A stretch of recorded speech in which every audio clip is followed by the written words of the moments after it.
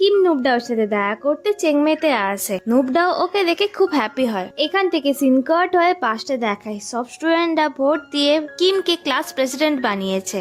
এর আগে class president নুবডাও ছিল, তাই কিম সব স্টুডেন্টদের প্রমিস করে এই 4 বছর আমি তোমাদের খুব কেয়ার রাখবো, যেমনটা সিনিয়র রাখতো।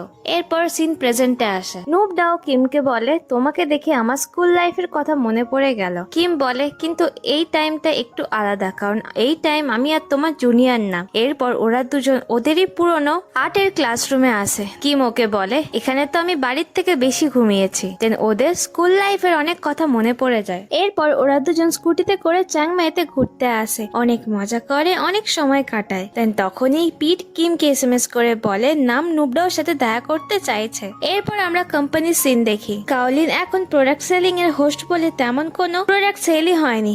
এই জন্য ট্যানোকে বলে শুধু স্ক্রিপ্ট বললে হবে না, বুঝতে হবে যে তোমার ভিউয়ার্সরা কি চাইছে। সো এই নিয়ে এদের আর্গিউ হয়। কেওলিনের বাজে পারফরমেন্সের জন্য মিনজুনকে কেমন করছিল। কেওলিন বলে আমি তো ট্রাই করছি। দেন ট্যান মিনজুনকে এসে বলে আমার মনে হয় 2 মাস তোমার কোম্পানির জন্য অনেকটা বেশি টাইম। দুটো এপিসোডের পরই যা প্রবলেম হয়েছে, যা যা লস হয়েছে, আমার মনে হয় আর ওয়েট করার দরকার নেই। তাই কোম্পানির এমন অবস্থা দেখে মিনজুন রাজি হয়ে যায় নুবডাওকে আবার কোম্পানিতে ফিরিয়ে আনার। এরপর আমরা নুবডাও, নাম, কিম আর পিটকে একটা বারে দেখি। নাম আর নুবডাও অনেক বেশি ড্রিঙ্ক করে ফেলে। নুবডাও বলে আমি চেংমাইতে আসার পর জানতে পারলাম আমার মায়ের একটা নতুন বয়ফ্রেন্ড হয়েছে। উনি এই এজে কি করে নতুন বয়ফ্রেন্ড বানাতে পারে। নাম বলে তোমার মাও তো মানুষ, তাই তোমার মাকে নিজের লাইফ কাটাতে দাও।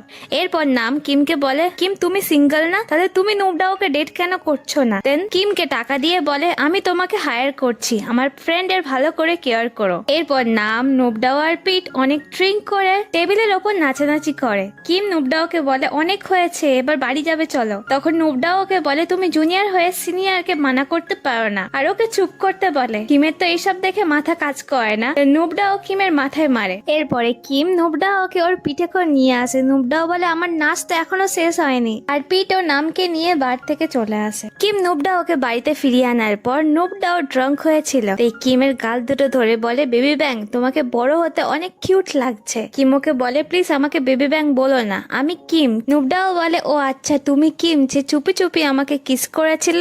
এমন কথা শুনে কিম তো শকড হয়। নুবডাও ওকে বলে তুমি ভেবেছো যে আমি কিছু জানি না, আমি সব বুঝতে পেরেছি। কিম বলে বাট আমি তো ভাবছিলাম তুমি ঘুমাচ্ছিলে। এরপর নুবডাও ওকে কিস করতে যাচ্ছিল, কিন্তু ও কিস না করে কিমের জামাতে বমি করে দেয়। আর এই সিনটা সিরিয়াসলি ফানি ছিল। এরপর নুবডাও কিমকে বলে থ্যাংক ইউ, আর সত্যি আমি খুব মজা করেছি। কিম ওকে বলে স্ট্রং থেকো, আর কখনো ভুলে যাবেন না যে আমি তোমার সবসময় পাশে আছি। এরপর নুবডাও কিমকে হক করে আর বলে কাল প্লিজ আমাকে ক্লংমেসের এক্সিবিশনে নিয়ে যেও। আমি জানি না কেন নাম ওর পেন্টিং এত পছন্দ করে। এটা শুনে কিম একটু টেনশনে পড়ে যায়। নেক্সট ডেতে কিম নুবডাওকে নিয়ে এক্সিবিশনে আসে, বাট এক্সিবিশনে ঢোকার আগেই কিম বলে আমার খিদে পাচ্ছে, চলো খেতে যাই। নুবডাও বলে ঠিক আছে খেতে যাবো, বাট আগে এক্সিবিশনটা তো দেখি। এই নিয়ে এদের দুজনের মধ্যে আর্গিউ হয়ে যায়। তখনই ওখানে ট্যান চলে আসে। নুবডাও ট্যানকে দেখে বলে তুমি এখানে কি করছো। ট্যান ওকে বলে আমি তোমাকে আবার কাজে ফিরিয়ে নিয়ে যেতে এসেছি। মিনজুন বুঝতে পেরেছে ও নিজের কোম্পানির একটা ভ্যালুয়েবল অ্যাসেট হারিয়েছে, কিন্তু এটা সম্পূর্ণ তোমার ওপর, তুমি চুজ করবে তুমি আবার জবে ফিরে যেতে চাও কি চাও না।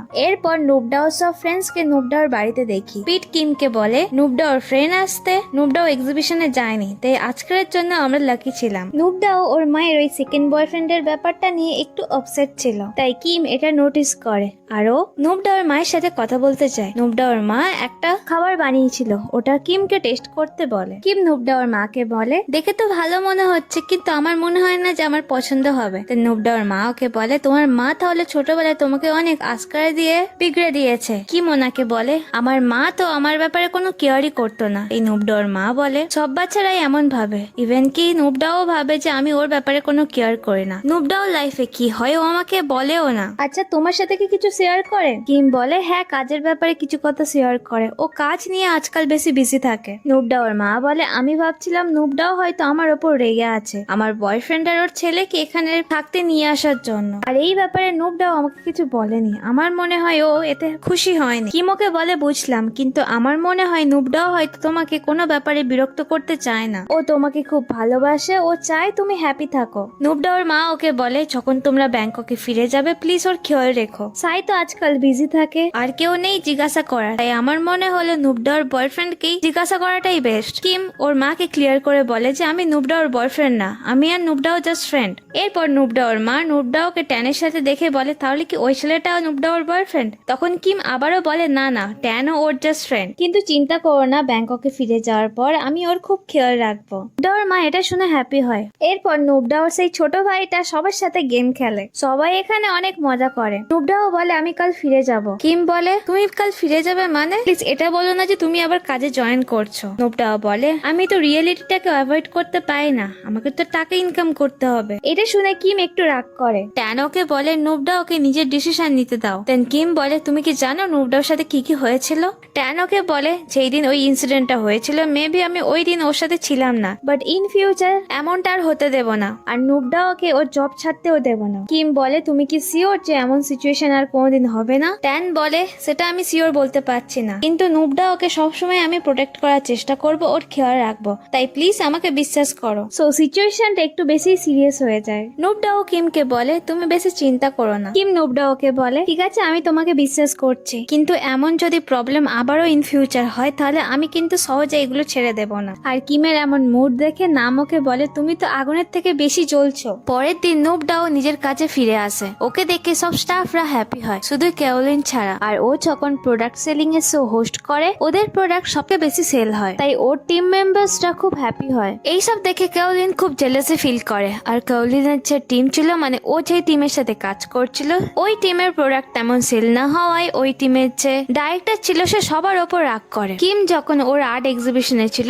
সবাই ক্লাং মেসাকে নিয়ে কথা বলে, দেন ও সোশ্যাল মিডিয়া খুলে দেখে পিট ক্লাং মেসা এটা সোশ্যাল মিডিয়াতে সবাই জেনে গেছে, তাই ও পিটকে টেক্সট করে বলে ফ্রি হলে আমাকে কল করো। দেন মিনজুন ক্যারোলিনকে বলে আজকের পর থেকে তুমি প্রোডাক্টের শো হোস্ট করবে না, তুমি অন্য কোনো কাজ করো নয়তো অফিসের অন্য কোনো কাজে হেল্প করো। ক্যারোলিন অন্য কোনো কাজ করতে চাইছিল না, তাই মিনজুন ওকে বলে এই একটাই অপশন আছে যেটা আমি তোমাকে দিতে পারি। এরপর ক্যারোলিন কিমের সাথে দেখা করে। এখন থেকে ক্যারোলিন প্রোডাক্টের ডিসপ্লে সাজাতে ওদের টিমের হয়ে কিমের টিমের সাথে কোঅপারেট করে কাজ করবে। কিম এসব শুনে বলে নুবডাও নিজের জব ফিরে পেয়েছে না? ক্যারোলিন এখানেও জেলাসি ফিল করে আর বলে হ্যাঁ। কাজের পর কিম ক্যারোলিনকে ড্রপ করে, আর ক্যারোলিনের ফেস দেখে বোঝা যাচ্ছে ও কিছুতে একটা প্ল্যান করেছে। কিম ক্যারোলিনকে ড্রপ করার পর ও পিটকে কল করে। কিম ওর মায়ের সাথে থাকতে যাবে বলে ওর গাড়িতে সব জিনিসপত্রগুলো যখন গোছাচ্ছিল ওই টাইমে ওই সময় নুবডাও ওর বাড়ির সামনে আসে। নুবডাও কিমকে বলে তুমি কি এখনই চলে যাবে? কিম বলে আমি আমার মায়ের সাথে ডিনার করব, কিন্তু আমার হাতে আরো কিছু সময় আছে। এরপর ও আর নুবডাও একটা লেকের সাইডে ঘুরতে আসে। নুবডাও কিমকে বলে চ্যাংমেইতে অনেকটা মজা হয়েছিল। কিম বলে ঠিক আছে আবারও যাওয়া হবে, কিন্তু তুমি যাওয়ার আগে তোমার মায়ের ওপর রাগ করবে না। নুবডাও বলে এটা কি মা বলতে বলেছে? কিম বলে না, তোমাকে দেখে মনে হলো তুমি তোমার ওই মায়ের সেকেন্ড বয়ফ্রেন্ডের ব্যাপারটা নিয়ে কমফোর্টেবল না, কিন্তু তুমি তোমার মায়ের খুশিতে বাধা দিতে তো পারো না। নুবডাও বলে একটু টাইম চাই, একটু টাইম দাও, সবকিছু ঠিক হয়ে যাবে। দেন কিম ওকে বলে যদি তোমার মায়ের জায়গায় আমার মা থাকতো তাহলে হয়তো আমি বেশি হ্যাপি হতাম, আমি সবকিছু অ্যাকসেপ্ট করে নিতাম যাতে আমার মা খুশি হয়। দেন কিম জানাই আমি আমার মায়ের সাথে থাকতে যাচ্ছি সেটা তোমার জন্য, কারণ ছোটবেলা থেকে তুমি আমার আইডল। এরপর ওরা দুজন এখানে অনেকটা সময় কাটায়। অন্যদিকে নাম একটা সোশ্যাল মিডিয়ার পোস্ট দেখে, পোস্টে লেখা ছিল আর্টিস্ট ক্লাং মেসা নিজের আইডেন্টিটি লুকিয়ে মেয়েদের সাথে প্রেম করার নাটক করছে। আর সাথে কিম আর পিটের একটা ভয়েস রেকর্ডিং ছিল যেখানে কিম পিটকে বলছে তোমার ফটো কেউ সোশ্যাল মিডিয়াতে পোস্ট করছে আর সবাই ভাবছে তুমি ক্লাং মেসা, আর এই ম্যাটারটা আমাদের হাত থেকে বেরিয়ে যাচ্ছে। নুবডাও আর নাম সত্যিটা জানার আগে আমাদের ওদের সত্যিটা বলে দেওয়া দরকার। এটা শুনে নাম জাস্ট শকড হয়।